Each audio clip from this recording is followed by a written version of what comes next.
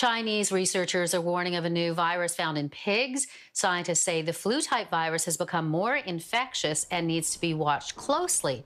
The study found elevated levels of the H1N1 strain known as G4 in the blood of Chinese pig farm workers.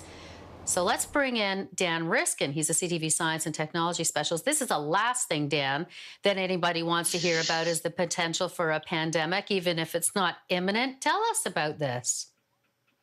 Yeah, this is one of these warnings that we probably wouldn't have really noticed if it had been a year or 2 years ago. These are the kinds of things that epidemiologists are pointing out all the time.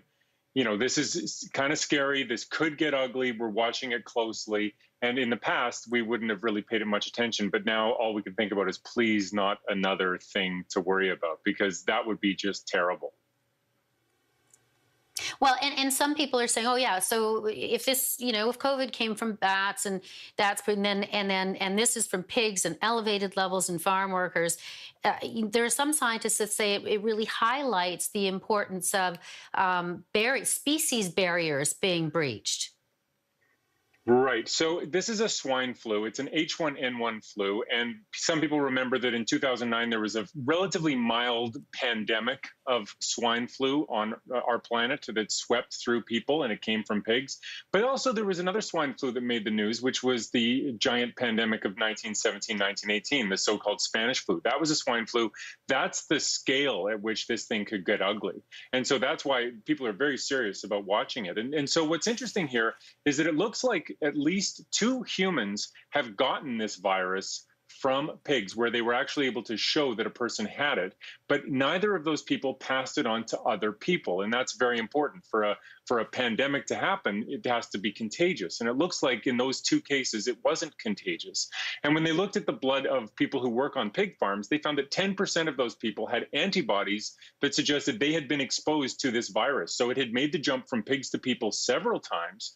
But again, it hadn't taken off and spread to other people. And when they looked at people who don't work with pigs, they didn't find those antibodies. So what they're saying is, here's a virus that has all the hallmarks of being a very dangerous one, but right now it seems like we're lucky and it's not jumping. It is getting to people sometimes, not very much, and when it does get to a person, it doesn't spread from there. But it highlights how important research into this stuff is, and how if so help me, if we don't learn a lesson from COVID-19 and take these things seriously in the future and build our defenses, we'll be in big trouble, because there's no reason that having had a pandemic this year is going to make us any safer in the future unless we learn from it.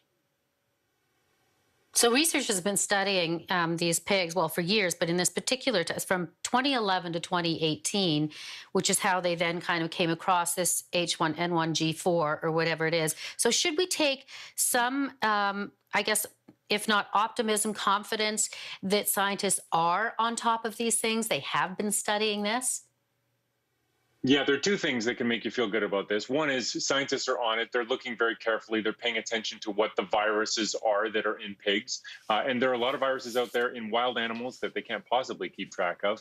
But the other thing that should give you a sense of calm is that the levels of this virus among the pigs has been incredibly high since 2016, and yet it has not jumped. And so I think that gives us, if it hasn't happened yet, it should have happened by now. So there's a good chance it's not going to happen unless something changes, unless there's a mutation. But, then if you're a pessimist, you say, well, how come we're only hearing about it now if it's been elevated in the pigs since 2016? So clearly, as an infrastructure, we need to be better about watching for viruses, and we need to be better about protecting people from these what are called zoonotic viruses that make the jump from animals, things like birds or pigs or other animals, bats, I suppose, pangolins, and making sure that we're safe from those. So it's just a reminder that we need to be vigilant, and this is what vigilance looks like. It's a little bit scary.